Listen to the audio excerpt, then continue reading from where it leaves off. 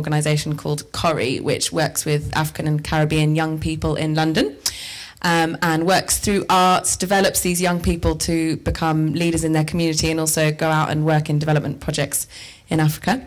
I've met 3 of her young people who are here to volunteer for the weekend, and they were just shining with confidence and openness, so I can see that the work she does is pretty amazing. Odiri says that a society that does not attend to its youth is a dying society, and she's going to share a little bit more about what that means. So I'm going to hand over to Odiri now.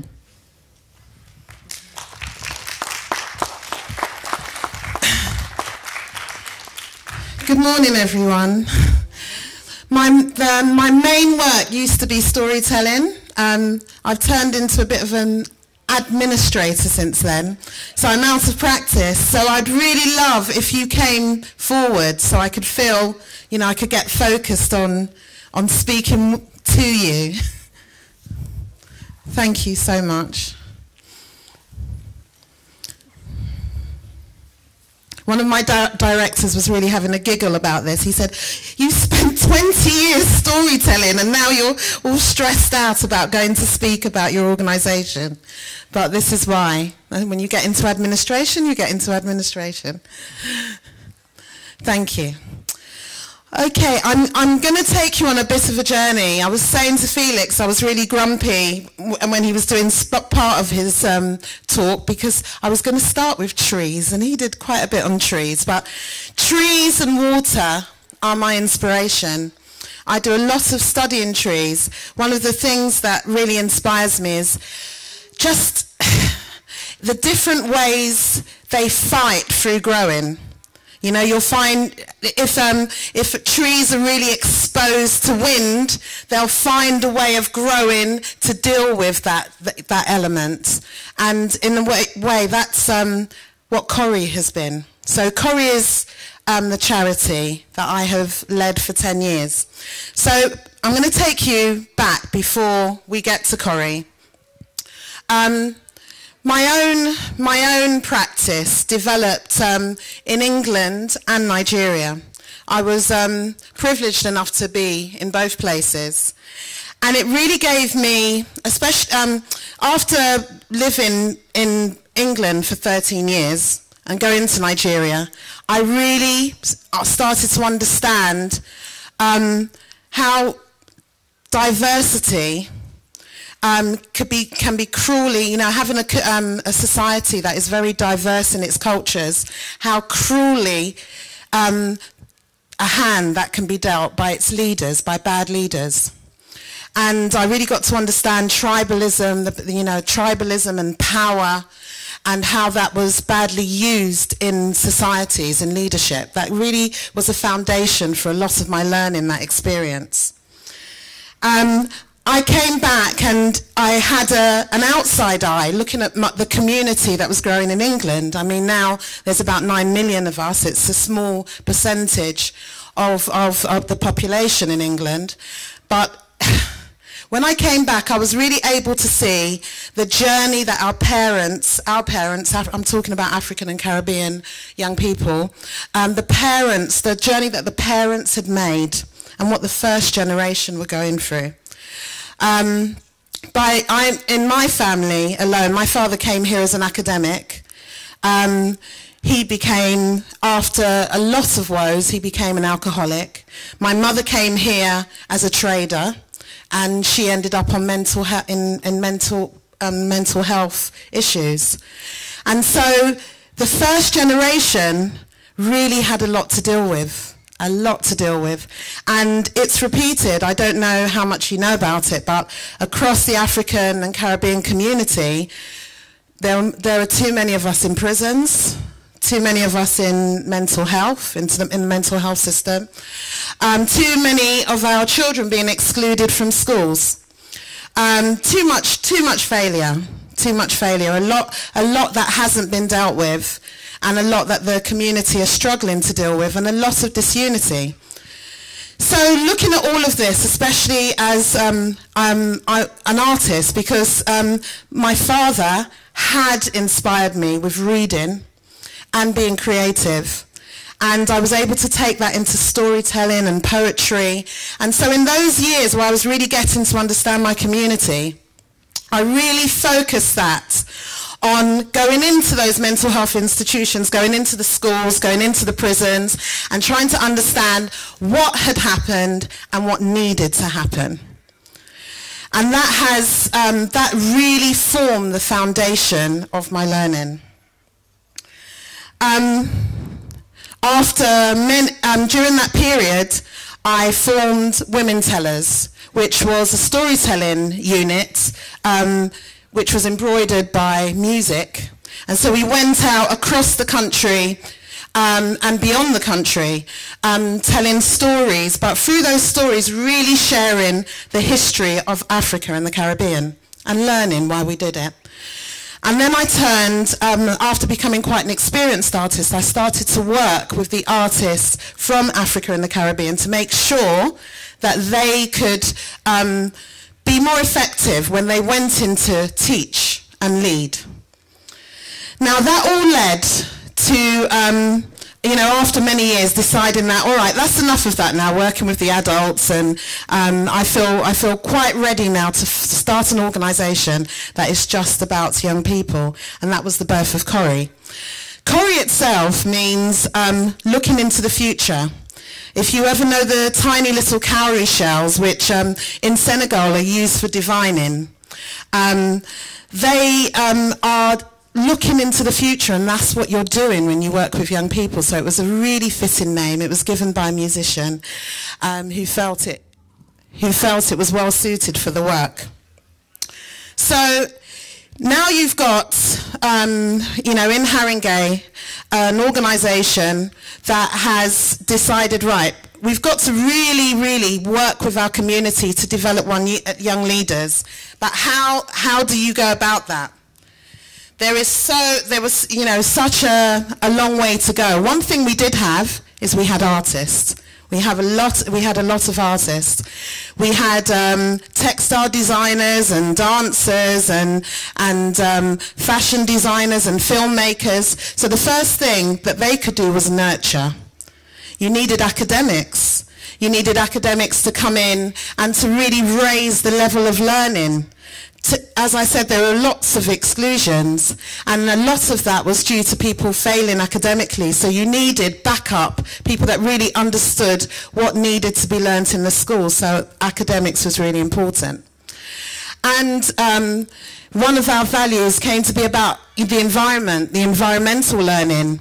And to do that, we did a lot of work of just taking them out with organisations into the country. So first of all, they valued the country, and then you could layer the learning on top of that.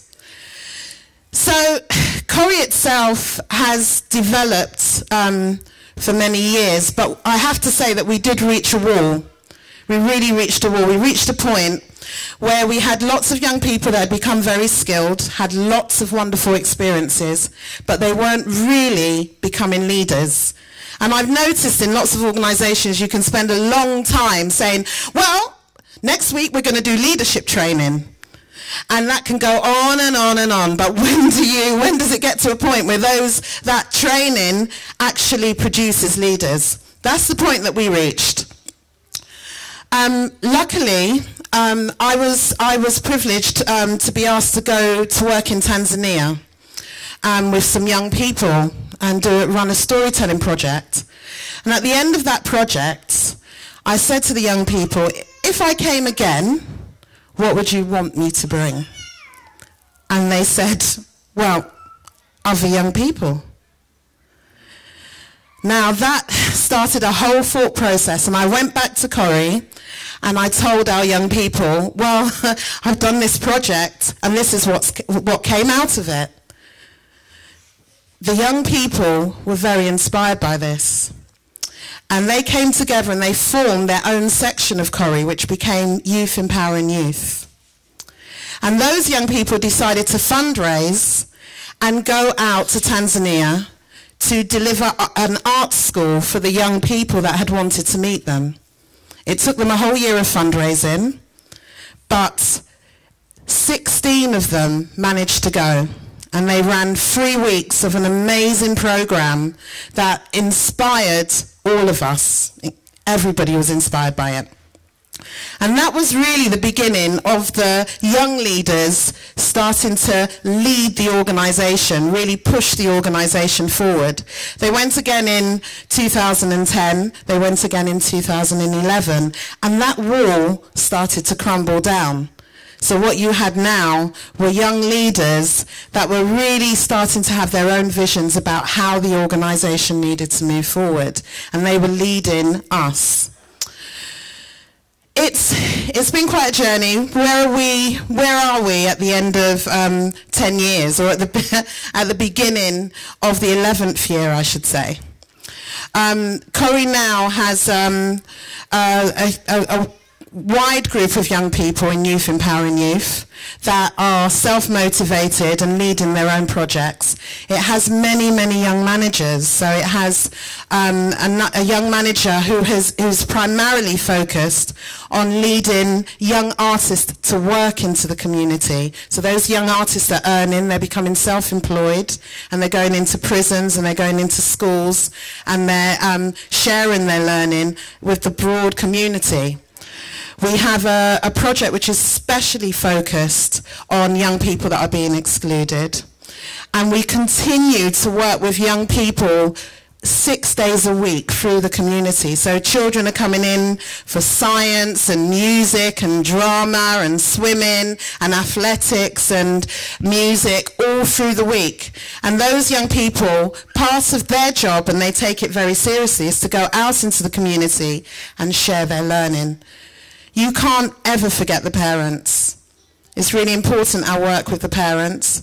The parents are still needing a lot of support, and they have their own forum now, which is about bringing in guests for their needs in schools and their needs in development. So this has really been the journey. It's been a glorious one. It's very much a changing journey for us, because in our borough, as most of the country, we've lost 75% of our funding for the youth service in Haringey. It was just closed down in 1 year. So you're left with a choice: volunteer or die. And we're choosing to volunteer while we find extra funding to support the work that we're doing. And that's where the journey is now. The tree continues to grow. We're not giving up. And we are now dealing with the third generation of African and Caribbean young people. And we're now dealing with a model that's been established for 4 years in Tanzania that we want to spread to other parts of Africa. Thank you.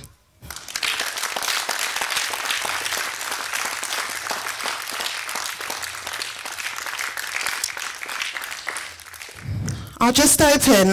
Lindsay thought it would be a good idea to see if there are any questions for me. Don't feel obliged, but if you have a question, do ask it.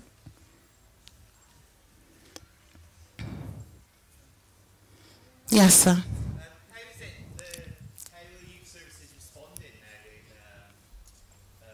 Haringey with the scale of cuts?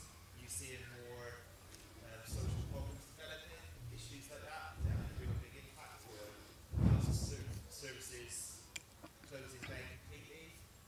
Yes, it's having a horrible impact. Since last year, so many groups have been lost, and I'm sure people remember from what happened last year that the riots actually began in Haringey. So it was quite drastic that, with the riots, 75% of the youth service was then lost. And so we've got even more young people on the streets, even more young people facing challenges.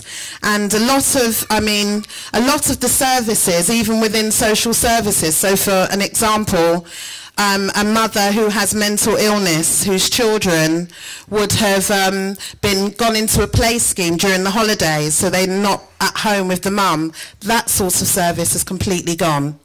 So it's, I think it's a picture that in the next 3 years could become quite horrific. I mean, I don't think we'll see it immediately, but it will creep up over the next few years. And, you know, I don't know, I think the youth service itself has lost a lot of its power. It's not really high on the council's agenda to deal with the youth.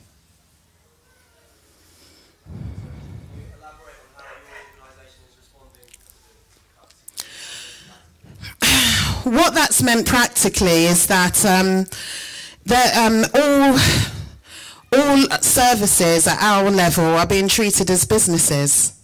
It's not being we're a charity, but we're not being treated like a charity. So it means that we're having to fight, we're having to create membership fees, you know, to survive.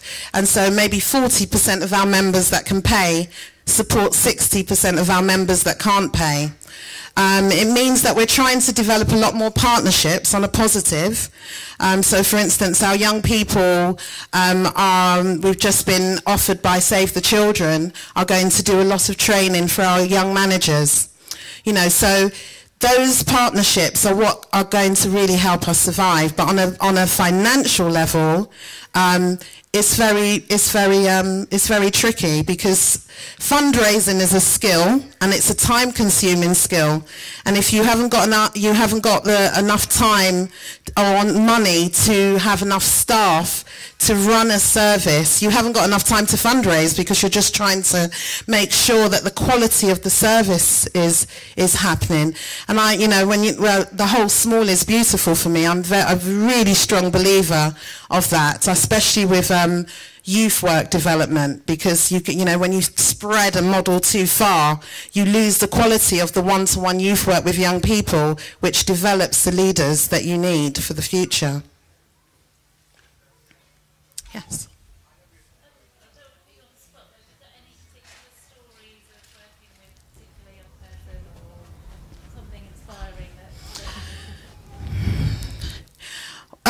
A young lady who I'm sure she'll be very glad that she's not here today. She's a person that has become definitely very inspiring to everyone in the organisation. She came in at 16 and she didn't want to be one of the children. She wanted to do something to help the children. So she started to support other young people in the academic group, and she started to really learn how to teach, and she went to university, but for her dissertation she was learning drama. She came back to the organisation and did a project that supported her dissertation. Then she came back and started to teach drama. And then from teaching drama, she was the person that was key in developing the Youth Empowering Youth Group collective, which is very strong. And last year, she was the young person that actually led and developed the whole program in Tanzania, and continues now to seek partnerships. So I watched her last year in Tanzania, this very slim young woman. She was 23 at the time, and there were some very sort of unimpressed African elders looking at her and thinking, who's this slip of the thing? What can she tell us? And trying to talk to me, and I was like, she's leading this. You have to deal with her. So she's a great inspiration to us all. And here I have 3 young people from Kori. Can you stand up? They're horrified.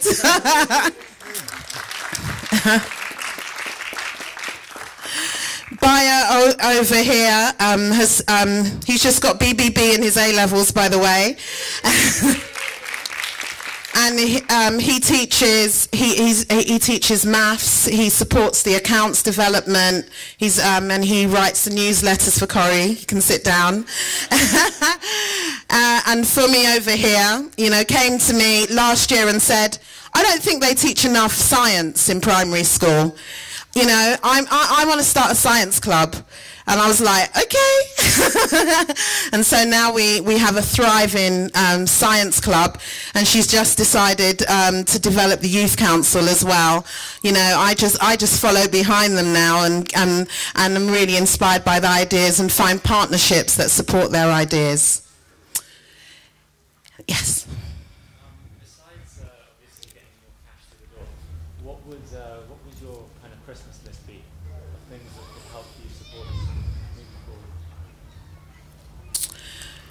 I think traditionally I've been quite suspicious of partnerships in terms of that you need to make sure they're quite equal and they're quite supportive, and because for me the partnerships are not only for today but for tomorrow, and they have to work well for the young people and not use them as a product. I would like really strong partnerships, not only here but in Africa, to enable us to do more work. I'd like a bigger building. I'd like, I don't know, what do you think we need? Bayon, what do you think we need?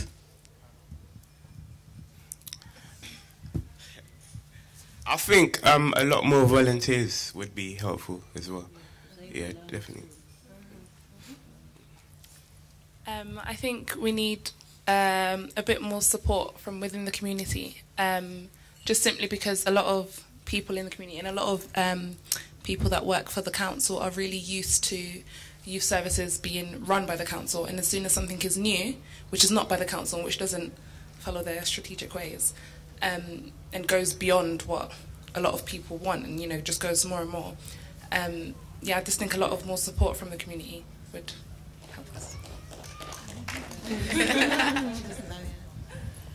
Okay. Oh yeah. Last question. Are you involved in the whole UK?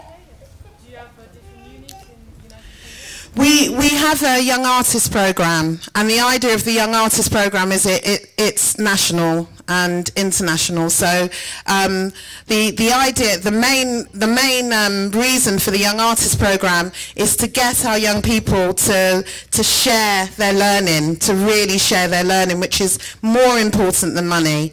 And in that they build their work experience. They have, some of them have amazing CVs from the experiences that they have. I mean, we've just finished some of the work with the young people going into Feltham Prison and going into Downview Prison and running. So that face-to-face learning of a young person actually meeting another young person that inspires them because of a different pathway that they followed, you can't value that. It's very different from an older person coming in there and telling them what to do.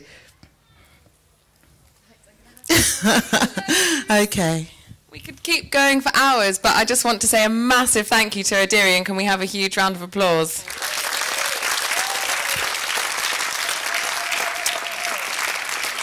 I'm sure you'll all agree she's an incredibly inspiring woman, and these are three incredibly inspiring young people, and I'm sure you'll see why we just had to make space for you today. So thank you so much.